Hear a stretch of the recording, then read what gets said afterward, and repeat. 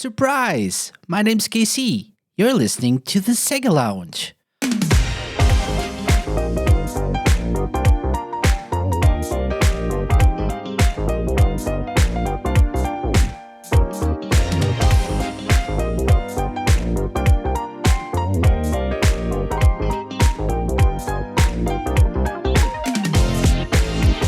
Welcome to the SEGA Lounge, where we celebrate our love for all things Sega, including the games, the music, and the community. I'm your host, KC. Join me as I talk to different guests and learn more about their projects and passion for Sega. Hello everyone, welcome to the SEGA Lounge episode 204. Let me be honest, this episode wasn't supposed to happen. Because this show relies so heavily on guests, there's always a moment or two every season when everything that can go wrong does go wrong, and planned interviews don't happen. I've done my best to record in advance, but sometimes life happens and things don't really go according to plan. So instead of not having a show this week, I made a last-minute decision of inviting a different guest.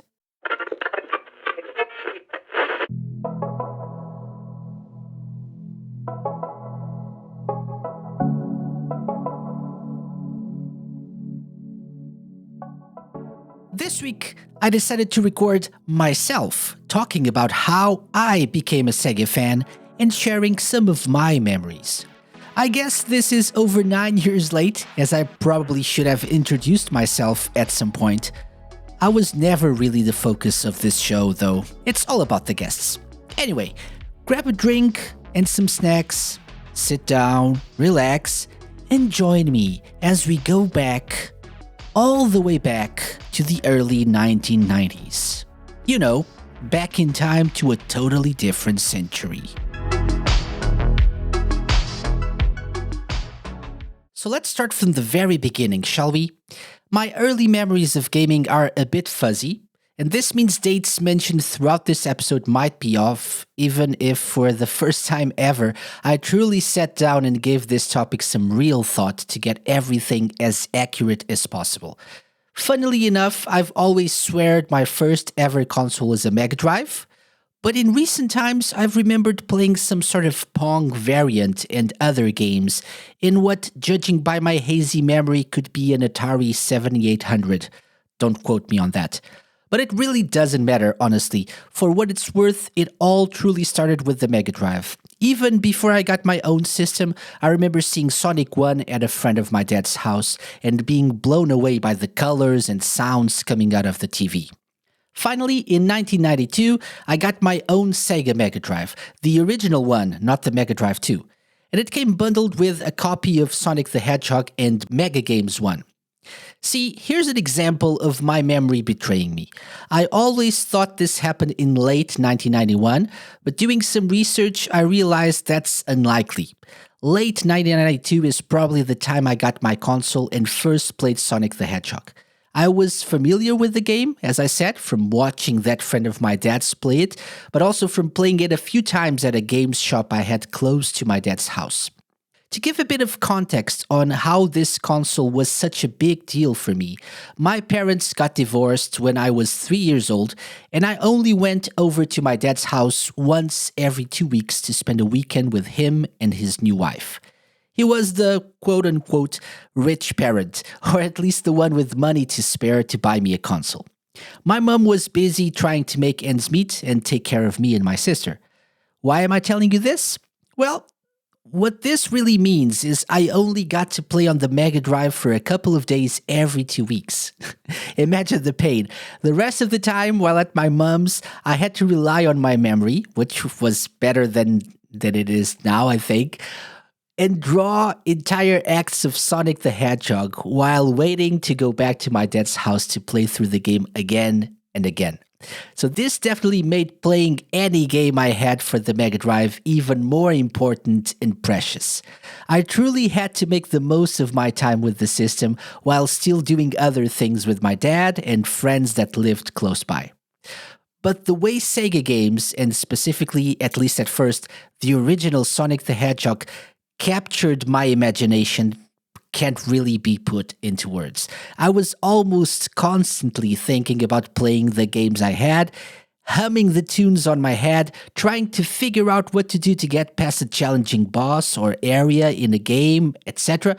It was a 24/7 affair, if I'm being honest.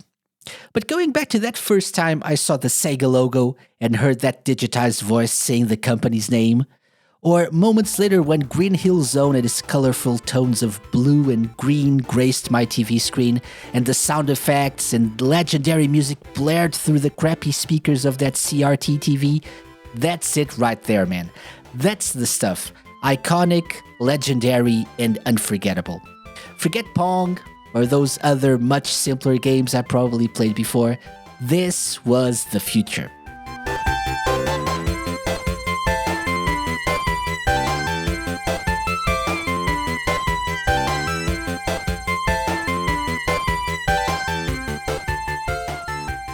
Coupled with the amazing games, the fact that Sega actually had a presence, an official presence in my small country of Portugal through a partnership with the company Ecofilms, also contributed to make my passion for Sega even bigger. We had constant ads on TV, Sonic was everywhere, and we had two pivotal elements to any Portuguese Sega fan growing up in the early 90s, at least from my point of view. An official magazine called Megaforce, and a club which you could be a part of and have a member card and everything. It was aptly called Club Sega, which I guess would translate to Sega Club. As a member myself, I got my own card and frequently got letters from Sonic himself promoting Sega games and events. In my tiny little mind, that was as cool as things got back in the day, and I remember proudly telling my friends I was a part of the club. Most of them weren't really big into video games at the time, so by today's standards, I was probably the coolest kid around. At least in my head.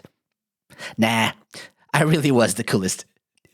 So that's how it all started, and the passion for Sega games and its blue skies never really disappeared, and got me through some tough times in my young life. I distinctly remember looking at the back of the box of the Mega Drive and seeing several screenshots of games you could play at the time. Included with the system was also a poster of Sonic, and on the back of it, again, a catalog of games you could play. That certainly sparked my imagination and opened a world of possibilities in terms of other games to try. One that always caught my eye due to its unusual box art was Toe Jam and Earl. Sadly, I never really got to try it back in the day, but the memory of that box remains etched in my mind.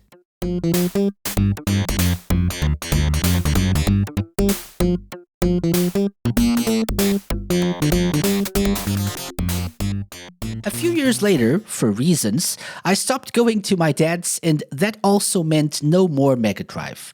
By then, the Saturn was already a thing, and we didn't have the money to spend on it, so I totally skipped that generation.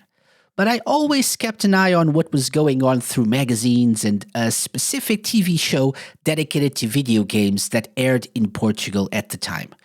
O Templo dos Jogos, or in English, the Temple of Games. While the Saturn was initially hailed as an amazing system in its early days, Nintendo and PlayStation's popularity eventually caught up with the Portuguese audience. An audience who was probably one of the most faithful to Sega in the world due to Nintendo's almost non-existence in an official capacity in the country in the early 90s, at least to the extent that Sega was present. But Sega's poor decisions eventually sealed the fate of the Saturn. And Nintendo and Sony took over as the most popular games companies over here as well. I would say the PlayStation finally became more of a mainstream system in a time when families had a little more of a disposable income, which meant my non-gamer friends eventually started playing games in the PS1 era. And I wasn't playing games at the time, ironically. But that would all change come 1999 with the European launch of the Dreamcast, an event I was eagerly anticipating and hoping to be a part of. In 1999, I started a professional course and earned some money. Some is probably more than what I earned. if I'm being honest. Anyway, it served to pay for some expenses I had commuting and eating out. But I managed to save just a little bit every month towards a Dreamcast. So by around April or May 2000, I was the proud owner of a brand new SEGA Dreamcast.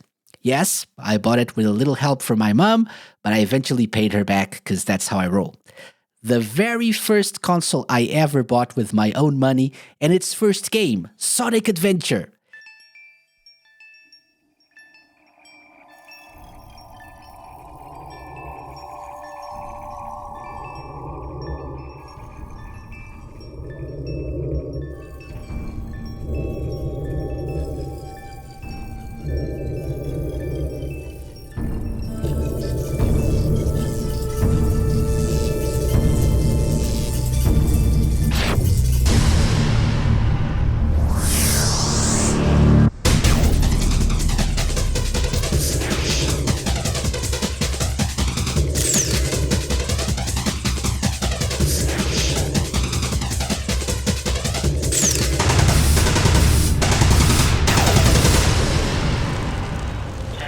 It seemed like I was a little kid again seeing the familiar blue skies and my beloved blue hedgehog. I was back, and this time for good. Nothing would stop me from buying every Sega console that followed the Dreamcast. I was proudly waving my Sega flag, and I was here to stay. Ha! Yeah, not even naysayers, like a specific classmate that made fun of me for liking Sega and claimed the Dreamcast would get destroyed by the PS2. No. Not even him would break my spirit. And my time with Sega's last console was indeed special. It was everything I wanted it to be and more. I broadened my gaming horizons during the Dreamcast era. Sonic was back and in glorious 3D. I discovered the magnificent Shenmue on that console. Echo the Dolphin was also back and in 3D. Hip-hop, graffiti, and roller skating were cool thanks to Jet Set Radio. And Metropolis Street Racer got me driving powerful cars in London, San Francisco, and Tokyo. Those were the days. But soon after, it all came crashing down as Sega announced the discontinuation of the Dreamcast and its departure from the console manufacturing business. Wait, they're now making games for Nintendo consoles? What? Anyway, the console warrior in me was sad, disappointed, angry, perhaps, and I probably threw a couple of things at the bedroom wall. The young adult in me, though, figured it would be best to still have Sega games than to not have them at all. So I eventually bought a Game Boy Advance, a Dreamcast stand, I mean a PS2, and continued expanding my Sega gaming experience on those systems. After that, I never stopped and got most consoles released ever since. And while things were never the same again, and let's face it, probably never will be, I learned to appreciate the new Sega and its efforts to create some truly wonderful stuff. And the many duds that we also got along the way.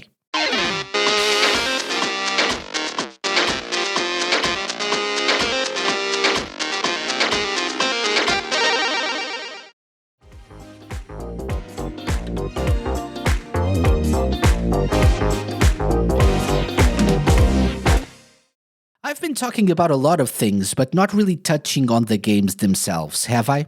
So let me share a few of the most memorable experiences I had. This will not be an extensive list, but just a few that popped into my head as I was preparing for this show. Starting with the Mega Drive, or Genesis, Sonic the Hedgehog truly changed my life back in what I think was 1992. But a few months later, in mid-1993, I got my hands on Sonic the Hedgehog 2, and that was even more amazing.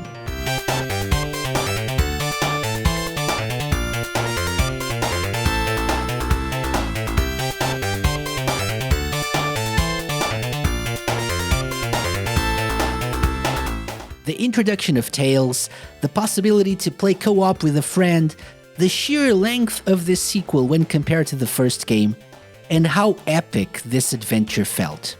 To this day, it's probably my favorite Sonic game, even though I objectively admit it's not the best in the series.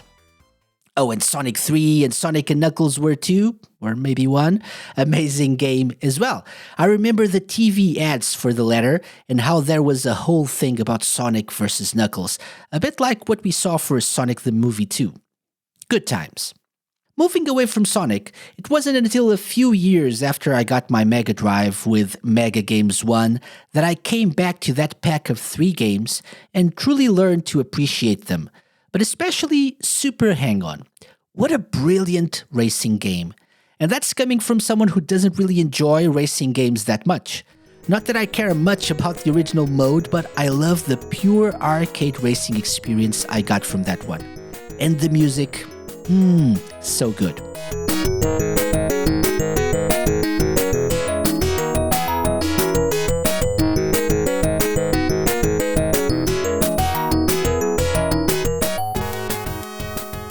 Let's talk Echo the Dolphin and how excited I was for it.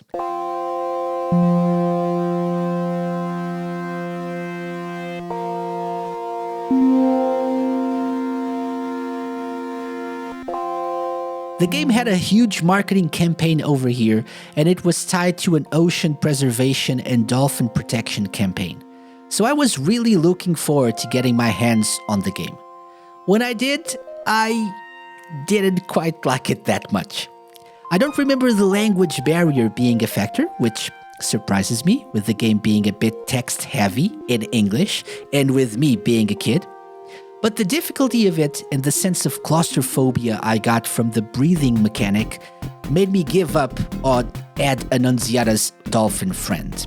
Thanks to an ad on the aforementioned Megaforce magazine, I traded Echo for another game. Surely a much better one, right? Grain Dog, the beached surfer dude. It certainly is a game. Anyway, I'd get back into Echo later through its sequel, Tides of Time, which I was able to beat. It was indeed easier, and it led me to want to give the original another try. Later, I would also get Echo the Dolphin, Defender of the Future, which, despite the lack of involvement from Echo's creator, is still one of my favorite games of all time. Swimming in 3D, the story, the freedom of movement, it all made for such a special experience.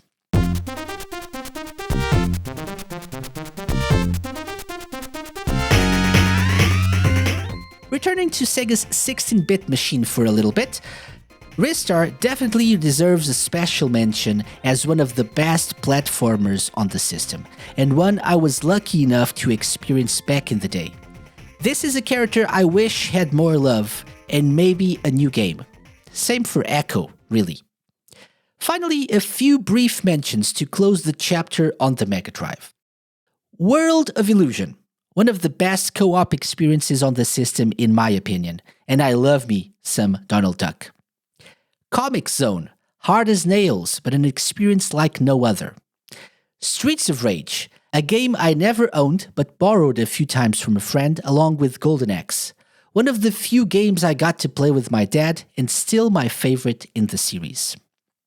ATP Tour. My dad was a huge tennis fan and passed that love on to me.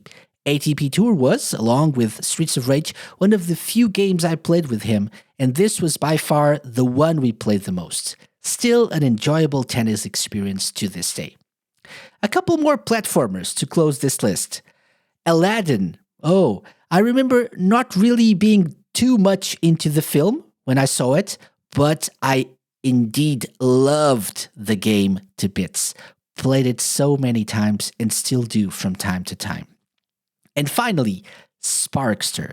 While I'd never played the original Rocket Knight Adventures back in the day, I remember seeing Sparkster in a magazine and thinking to myself, I really need to get this game. So I actually tried to save some of the little bits of money that my dad gave to me every now and then. And at some point before going on holiday to the south of Portugal, he allowed me to go to a game shop and buy Sparkster. That's one of the best memories I have of playing on my Mega Drive while on vacation. Moving on to the Dreamcast years, let's once again start with the usual suspect, Sonic. Sonic Adventure is probably still my favorite 3D Sonic game, the one I feel has aged better than the rest of them. I know this is probably an unpopular opinion. a hot take if you will, but hey, this is my Sega story after all. That first playthrough back in the year 2000 was really special, and even if I do appreciate some of the stories more than others, I feel like it's pretty much a great experience all around, and a game I do enjoy coming back to from time to time. Some people say Sonic didn't transition very well to 3D. I say play Sonic Adventure and shut up. Can't think of a better transition than that. The problems actually started after the transition, in my opinion. Anyway, more games.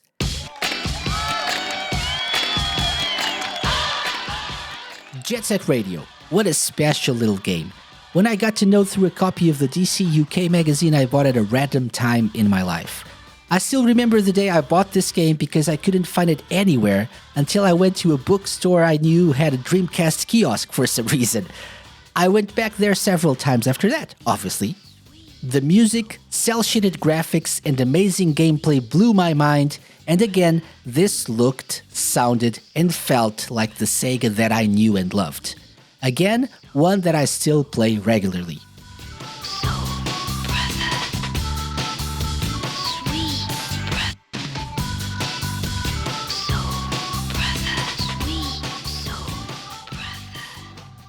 Metropolis Street Racer, MSR, another one I got from that bookstore. I can't really remember how I learned about it or why I wanted to buy it, but I do remember thinking it looked cool. I guess I wanted to expand my library, and I just went for a game in a genre I'm not that fond of. What an amazing game! Brilliant and varied soundtrack by Richard Jacques, including some vocal tracks by the lovely TJ Davis, beautiful graphics, amazing recreations of actual locations in London, Tokyo, and San Francisco, and even if it was quite challenging, the kudos system made me want to keep playing and unlock more cars. And I was really into playing at different times to see the changes in scenery, since the game used the Dreamcast's internal clock to determine the time of day in each city. And that was amazing to me at the time. Nothing special today, but amazing at the time. Virtua Tennis. As previously mentioned, I'm a big tennis fan, and being able to get this on my Dreamcast was a dream. Come true. There was an arcade close to my school at the time, and one of the games there was indeed Virtua Tennis. Having that same experience at home was nothing short of amazing. Virtua Tennis is still one of my favorite series, and one that is aching for a comeback since it's been too long since the last one. And that's it, right? No. There's still one very big piece of the puzzle missing. The big one, you could say.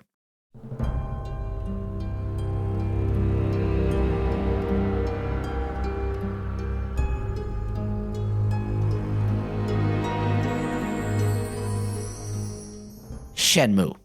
This is indeed the big one, the number one. My favorite Sega game of all time. I was such a massive Sonic fan that this truly had to be special in order to take the top spot on my list. I fought against getting Shenmue for a while. It looked, from magazine screenshots and previews, like it wasn't my kind of game. Too realistic. But it was proudly displayed at a games shop I frequented back then. And at one point, I just had to buy it. September 2001. As with many games I've mentioned today, I clearly remember the first time I booted the Dreamcast with Disc 1 in it. That opening was nothing short of groundbreaking, and the more I played through the game, the more enthralled I got by its story and its world. I truly felt like I was living in a small town in 1986 Japan. Everyone had its routine, I could talk to people, enter almost every shop, knock on every door, and do mundane things like drink an assortment of beverages, get my daily allowance, buy some capsule toys, or play classic Sega games at the arcade. Sure, the goal is to advance the story, but the true appeal of Shenmue is to get lost in its detailed world. Shenmue 2 expanded on the formula of the original and objectively improved on many of its systems. The action is set in Hong Kong and Guilin, making it much bigger in scope than its predecessor. I still like the original a little bit more, but Shenmue 2 is, objectively speaking, probably the best Dreamcast game of all time. Truly, Yu Suzuki's masterpiece. And that's saying a lot when you think about how influential the man was to modern gaming and the number of classics he created for Sega. No game or game series had as lasting an impact on me as Shenmue. It helped shape my future taste in games, stories, music, broadened my horizons in many ways, and its influence on my life is even bigger than I can put into words. It's no wonder it's got such a passionate and lasting fan base around the world, and a community that's still actively fighting to get to conclusion to its story. Not many things would bring as much joy to me as seeing that happen as well.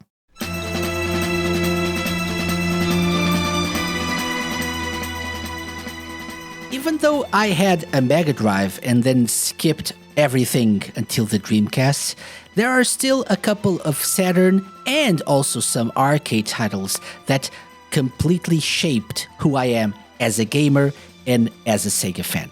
For example, on the Saturn, while I never owned one, I remember some games that really appealed to me and made me feel like Sega was indeed still on top of the world. Here in Portugal, it was actually common to find kiosks at shopping malls and supermarkets where you could actually try some Saturn games. You could actually play the Saturn and try out some of the demos that they had available there for you to play. Two of them that I actually tried a few times and often saw other people playing were Panzer Dragoon, which was not really, I think, at the time, what I would consider a KC game, but something that really appealed to me on account of the graphics and how it looked and sounded. And the second one was Baku Baku Animal. I'm not very big into puzzle games. I'm really crap at them. But then again, I'm crap at games in general. Anyway, even if I'm not the biggest puzzle game player around, I truly enjoyed the graphics of Baku Baku Animal, the animations of the animals eating the different kinds of foods, and that's something that I always treasure when I think about the Saturn back in the day. Obviously, not games I played to completion back in the day, but games that marked me and I still think about when I remember the Saturn in the 90s. In terms of arcade games, there's a big one. There's one that to this day is still the one, the arcade game, Daytona USA.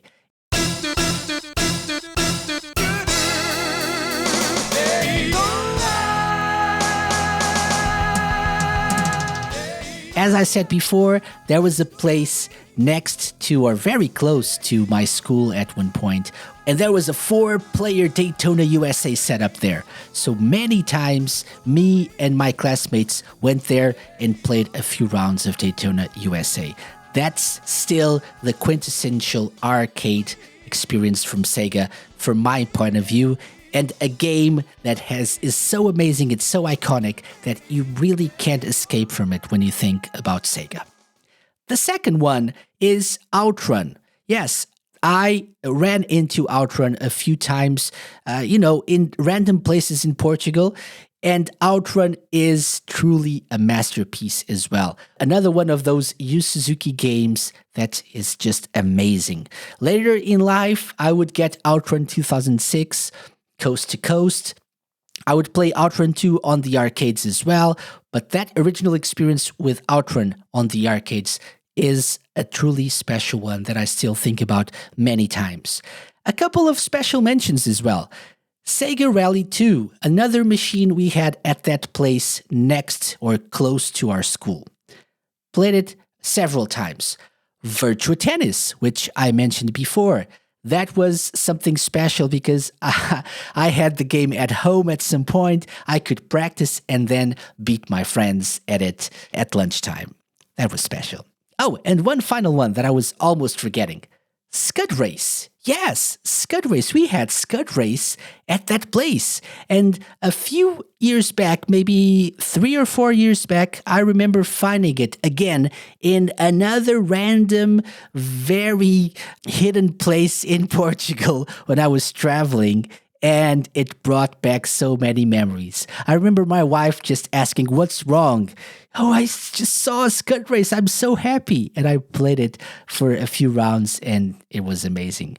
So, of course, not being the biggest of arcade gamers in the world, I still treasure my time with a handful of Sega titles that really also shaped who I am as a Sega fan.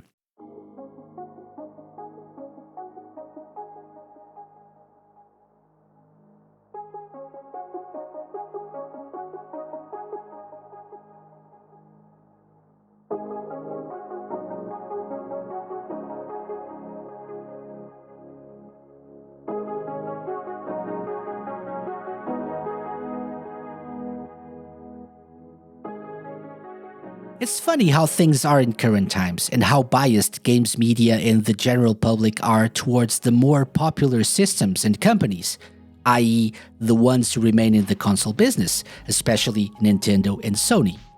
Oftentimes, Sega's critical importance to the success of those very consoles and their games is overlooked or completely denied by the general public and opinion makers in the gaming scene. I guess that's a product of Sega's fall from grace in the late 90s, early 2000s. A product of them leaving the console business to become a third-party developer. A product of their irregular performance in that area as well, with very inconsistent results in putting out good quality hit games. But perhaps most of all, it's a product of an ongoing fanboy and console warrior mentality, which prevents a big slice of the gaming population from acknowledging the importance and achievements of their favorite brand's competitors. A bit of research will allow you to understand the importance of Sega in advancing the medium in things like appealing to a broader demographic, gaming online, 3D graphics, and much more.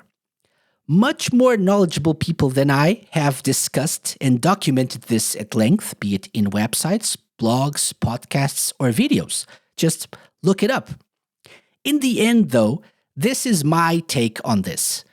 The legacy of Sega will never be how many consoles or games it sold, or how popular it is compared to other video game companies. Its true legacy is tied to the feelings we have when we think of it. Those precious memories, the smells, noises, colors, the ones we associate with playing certain games while growing up, the amazing music that we still find ourselves humming for no reason. That's Sega's legacy, and it's still alive in those like you and I who are still Sega fans. I don't really consider myself to be particularly biased. I can objectively point out Sega's faults and criticize them, and I'm happy to celebrate other companies' successes and enjoy their games. The better the games everyone makes, the better it is for us as gamers. That said, I know I'm a bit biased towards Sega even when I don't realize it. I guess that's a product of my own nostalgia. To be completely honest, if I wasn't a Sega fan, I would have discovered the Valkyrie Chronicles or Like a Dragon series, which I think are my favorite modern Sega franchises. So, yeah, it's good that I'm a bit biased and still check out Sega games when they come out. Let's face it, the Sega we have now is not the Sega I grew up with. I do miss that feeling of innovation, of seeing them take risks by creating games others wouldn't even dream of.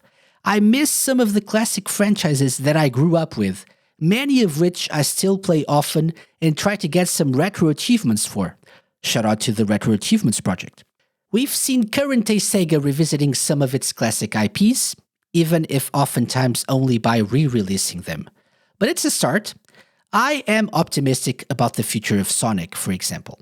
I feel like for the first time in forever, both 2D and 3D Sonic are going in the right direction, with Sonic Frontiers and Sonic Superstars being good examples of what I personally would like to see Sega do more of in the future. The trend of outsourcing some of its classic series has produced mixed results, yes, But Streets of Rage 4 and Sonic Mania are two perfect examples of what can happen when the right kind of people are allowed to work on the franchises they love with Sega's blessing. And Like a Dragon is, apart from Sonic, the company's flagship property. And that's still going from strength to strength. Where am I going with this? I guess what I'm trying to say is Sega changed, but we have to acknowledge video games are a business. We're not always going to get what we want from video game companies for various reasons, but seeing Sega trying to do better to some extent is encouraging. And recent projects actually remind me of the feelings I had growing up with their old games. I can only hope the recent news of them working on their classic IPs, even if that means making movies out of them, brings back some old favorites and in a way that puts a smile on this old man's face. I'm almost 40 at this point, and while it would be easy to just completely focus on the past, I'm actually excited by Sega's current efforts. As I said, Like a Dragon is an amazing franchise that shows no signs of dying anytime soon. I'd love to have more Valkyria Chronicles in the future. I'm still holding out hope for the conclusion of Shenmue's story, even if Sega's only role in that is giving its blessing to Yu Suzuki. Streets of Rage seems to have had a fitting revival, and maybe we'll see more of it in the future, who knows? Sonic's in a better shape than before. The Persona series is alive and well, which is a good example of how Sega chose wisely in acquiring Atlas. And there's also that super game project, whatever that is. Oh, and the brilliant homebrew and fan translation community who's worked so hard to give us even more wonderful experiences on Sega hardware. Sure, memories are great, and it was really fun to sit down and think about everything I mentioned on this episode. But I don't want to be stuck in the past or just be a Sega fanboy. I hope you've enjoyed this trip down memory lane. Thank you so much for taking it with me. I guess having no guests for this week turned out to be a blessing in disguise, as it allowed to share this story with you. There's more to tell, of course. There are more games, more details, and even a time period I only mentioned briefly, the post-Dreamcast era. If you'd like me to do this again some other time, let me know. Drop me a line on X, Instagram, or Blue Sky, or email me at podcast@thesegalounge.com. I'd love to hear from you. My love for Sega is also a love for the vibrant and wonderful community surrounding the company and its games. People with, I think, much more interesting stories than mine and with amazing projects to share. We're 1 month away from ending another season of the show, but stay tuned for my chats with some of those people in the coming weeks. Thank you so much for listening to a very different episode of the Sega Lounge. There's a lot of new stuff to play, Sega stuff, so do enjoy those games and have a wonderful week. I'll see you all next time. Bye-bye. The Sega Lounge, hosted by me, KC, and part of Radio Sega's network of live shows and podcasts. Theme song and incidental music by OSC. Find them at opussciencecollective.bandcamp.com. Got any suggestions? Drop me an email to podcast@thesegalounge.com. Find us at The Sega Lounge on Twitter, Instagram, and Facebook. You can find previous episodes of the show by going to thesegalounge.com and wherever fine podcasts are downloaded.